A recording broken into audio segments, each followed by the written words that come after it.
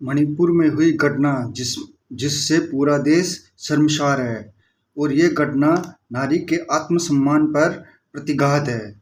और जब भारत में नारी के सम्मान की बात आती है तो डॉक्टर अंबेडकर का नाम सबसे ऊपर होता है।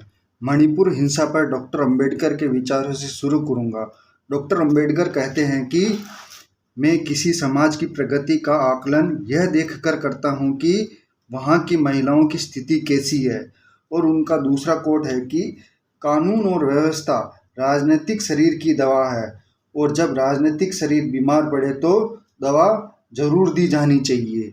डॉक्टर अंबेडकर के इन दोनों वक्तव्यों से हम आज के भारत की स्थिति को समझ सकते हैं। हमारा देश आधुनिक मानवीय इतिहास में कितना पीछे है, को कानून व्यवस्था की समाज को कितनी ज़रूरत है, जिसमें सरकार विफल साबित हुई है।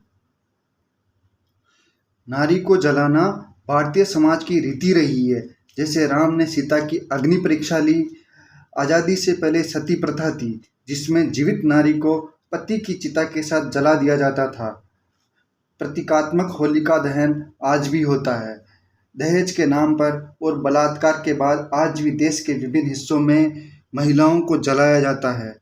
भारतीय समाज में महिलाओं के तिरस्कार और अपमान की प्रथाएं मनुस्मृति से आती है, जिस कारण डॉक्टर अंबेडकर ने दिसंबर 1927 को मनुस्मृति का दहन किया था। और भारत की आज़ादी के बाद डॉक्टर अंबेडकर ने भारतीय महिलाओं के सम्मान में हिंदू कोड बिल लाए, जिसे नेहरू मंत्रिमंडल ने संविधान सभा में पारित नहीं होने दिया, जिसके कारण डॉक्टर अंबेडकर ने मंत्रिमंडल से इस्तीफा दे दिया। आपको याद होगा, सुप्रीम कोर्ट ने SC/ST एक्ट को निष्क्रिय करने का आदेश दिया था, जिसके परिणाम स्वरूप पूरे भारत में 2 अप्रैल 2018 को दलित समाज के आक्रोशित होकर आंदोलित हो गए और भारत बंद का आयोजन किया गया, जिसमें दलित समाज के युवा शहीद हुए। और इस शहादत के चलते भारतीय संसद को SC/ST एक्ट को वापस प्रभावी बनाना पड़ा था।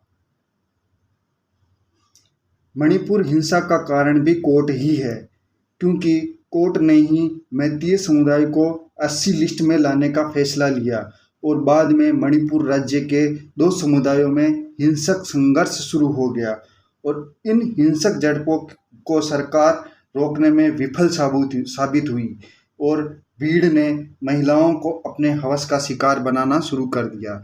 ऐसी ही घटना मणिपुर में 4 मई 2023 को हुई, जिसमें महिला को नग्न कर सड़कों पर दौड़ाया और बारी बारी से बलात्कार किया। इस घटना का 18 मई 2023 को FIR हुई और 19 जुलाई 2023 को वीडियो सोशल मीडिया पर वायरल हुआ।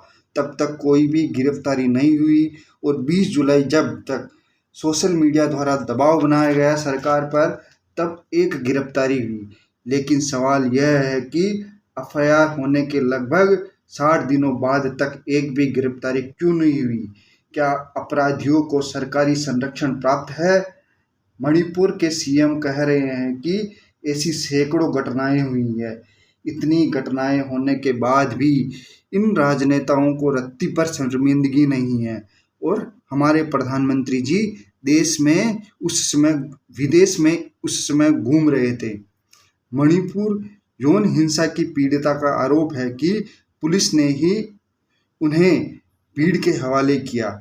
तो क्या सरकार उन पुलिस वालों की पहचान करवाकर उन पर उचित कार्रवाई करेगी? कश्मीर में बलात्कारियों के समर्थन में लोगों ने रैलियां की। उन्नाव में बलात्कार के आरोपी को संरक्षण दिया, जिसके बाद बलात्कार की पीड़िता के परिवार वालों की हत्याएं हुई। महिला पहलवानों के आरोपों के बाद भी आरोपी सांसद को संरक्षण मिला हुआ है। इससे समाज में अपराधीकरण को बढ़ावा देने के लिए राजनीतिक सहायता मिलने का संदेश जाता है, जिससे राजनीति का अपराधीकरण होता है, जो सामाजिक अपराध को बढ़ावा देती है, जिससे राजनीतिक शरीर बीमार पड़ने लगता है, जो राजनेता के पतन का कारण बनती है। और यह अभी के दौर में होता नजर आ रहा है। बीमार पड़े राजनीतिक शरीर को दवा के लिए कानून और व्यवस्था स्थापित करनी होती है, जो अब मणिपुर के संदर्भ में संभव नहीं लग रही है, क्योंकि जिस घाव का इलाज 2 महीने पहले करना चाहिए था, वो अब विशाल रूप ले चुका है। और जैसा कि मणिपुर के सीएम कह रहे हैं कि ऐसी सैकड़ों घटनाएं घटित हो चुकी है, जो आधुनिक मानवीय इतिहास में क्षमा के योग्य नहीं है। इसलिए अगर आज खामोश रहे तो कल सन्नाटा छाएगा। इसलिए आज ही आप अपना विरोध जरूर दर्ज कराएं।